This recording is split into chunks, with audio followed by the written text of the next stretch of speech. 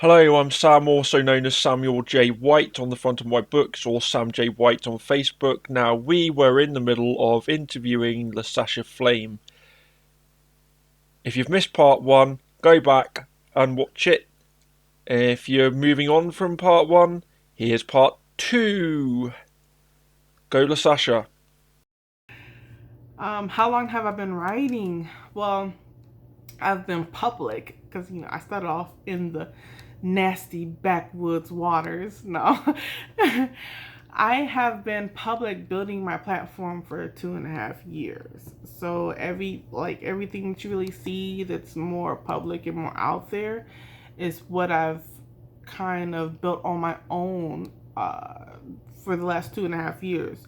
But I have been around for a very long time, and I've been in the industry, like learning a lot and meeting a lot of people, making a lot of connections, and I've gotten to the point where I do have friends in high places in this industry, but people think just because they didn't really know my name until more recently that I'm like a noob, but I'm not really that noob. I'm just like this old person who's just kind of been behind the scenes because I was doing dirty, naughty stuff with readers, um, deepest, darkest fantasies. But I decided to start really writing for myself about 4 years ago. And my very first book that I published is Power and Lust, a twisted story of love and war. That took me like a while. When I first wrote it, I kind of like wrote it into like a wall and I had to redo the whole thing. So it took me a couple of years to really rewrite that story and get it to where I want it to be. And then working with an editor to like get it even better because it was like my first novella and it was crappy. So yeah, it took a couple of years to get that writing published, but I've been building my platform for 2.5 years.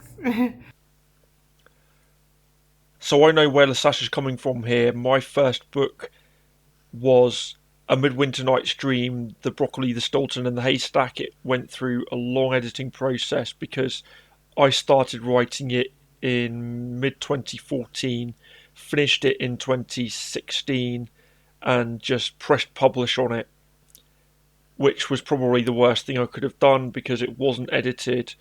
And then I took it down and had it re edited, and finally, 3 years later in 2019, the full version went live on Amazon. That's how long these things take. However, the writing and editing process does speed up as you get more experienced. My second book, Maria's Photograph, was written and edited in 1 month and got 5-star reviews. Enough about me and back to Lasasha. See, the next thing, um, what genres do I write in? My overall genre is dark romance. That is like the blanket genre, but I do dabble in, like contemporary and paranormal, fantasy, and a little erotica. Not that I want to write erotica, it's just I felt the book best fit that category. But overall, it's dark romance. A lot of dark and twisted elements, things that are not supposed to be romanced. It's the things I want to romance. I'm very twisted. I don't know what's wrong with me. I don't know why I like reading these. I don't know why I like writing these, but I want the shit that you're not supposed to love. I love that. You tell me this character is like ruthless. He's a killer. He's a murderer. He does all this crazy shit. I will heart that shit. But overall, dark romance. Most people think that I write erotica. I just have a mini series that just so happened to fit in the erotica category the best. I mean, I felt like even though me myself as a writer, I'm not that writer. This book itself has to be put in the right category, and because, in my opinion, if you remove all of the sex from your book and you no longer have a plot, it's erotica. And this book was about sex trafficking and somebody who's used as a sex slave. So sex was part of the plot. You remove all of that. Yeah. So I put in erotica. But I'm actually dark romance. My top favorite thing is dark paranormal and fantasy romance. But I do have contemporary ideas. So what Lasasha is saying here is that you need to do the best for your book rather than yourself. There is no need to stick to type. If the book needs erotica, that's what the book needs. Doesn't make Lasasha an erotica writer, as she says. The same with me. I wrote my first book, it had romance, it had lots of romance in it, but that doesn't make me a romance writer. My next book, in fact, was a ghost story which had a bit of romance in it, and then a horror story which had a bit of romance in it. But that doesn't mean that I'm a romance writer. In fact, my next book coming up after that has zero romance in it. None at all. So what Lasasha is saying here is that you need to do the best for your book rather than yourself. But let's see, what else can we go on to answer? Oh, I want to make a disclaimer. There's nothing wrong with erotica. I know tons of great erotica writers. They are awesome people. There's nothing wrong with erotica books. For me, as a writer, because I've done so much personal porn, I am kind of erotica genre out when it comes to writing it. It's no longer exciting for me. And as a reader, I have never been a reader of erotica only because I just enjoy books with more adventure and more action than actual sex scenes. I mean, I love romance. It has to be romance, but I want to be taken on a journey outside of the bedroom. And I feel like too much sex, it gets boring, repetitive, and kind of cheapens it. And you can only say penis and vagina so many times, so many different ways before it's just like, are you just using the thesaurus now? But let's move on. Okay, so without any intentional self-promotion, I can point out to you a romance book without any erotica or any massive bedroom action in it right here. Hint, hint. Let's continue.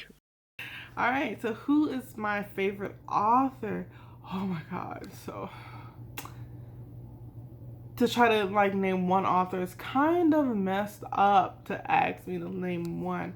I definitely have top threes, and that would be Gina Showalter, Suzanne Wright, Lasasha. Those are, you know what? I forgot Cressy Cole. Top four, top four. See, you might make me trying to pick just one.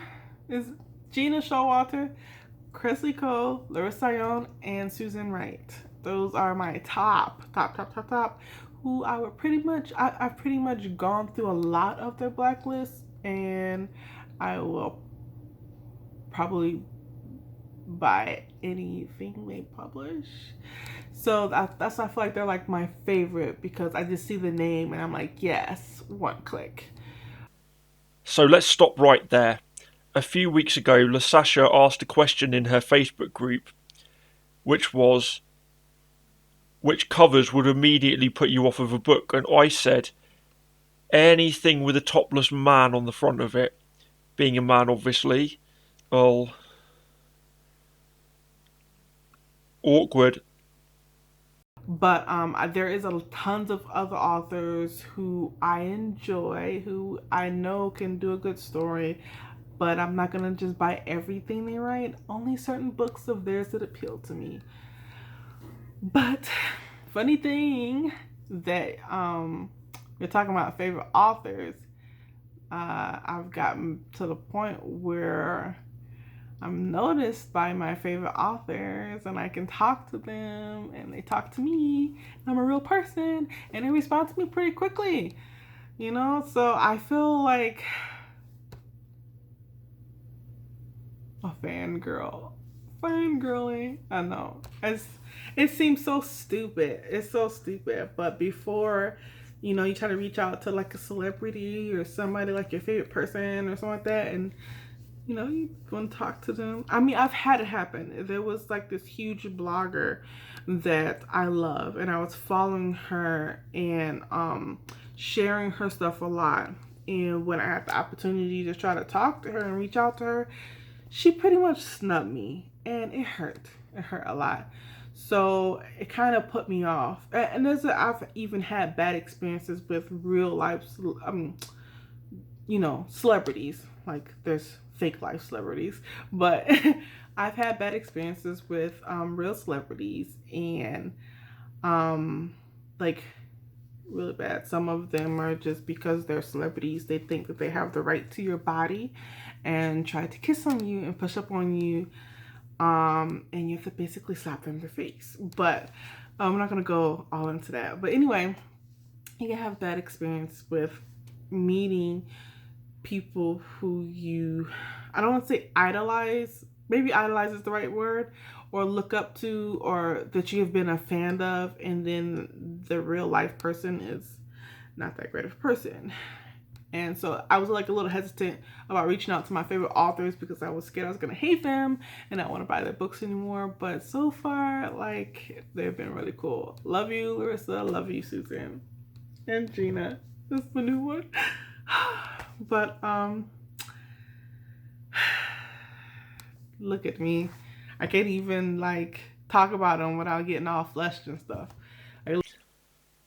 So I see where Lasasha's coming from here. Meeting your idols sometimes isn't a good thing, but when they're so brilliant, like these writers she talks about, it's amazing.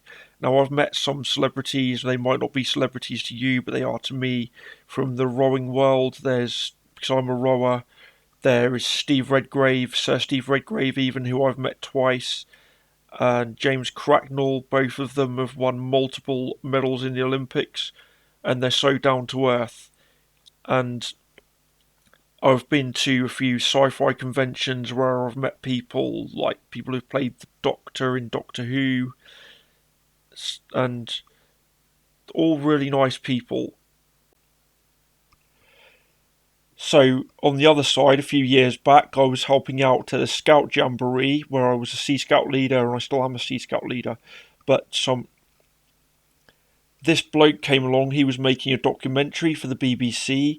You might have heard of him. He is on University Challenge. His name is Jeremy Paxman. And all I can say about him is wanker. Yeah, he got a ball thrown at him, and it wasn't by me. Wink, wink.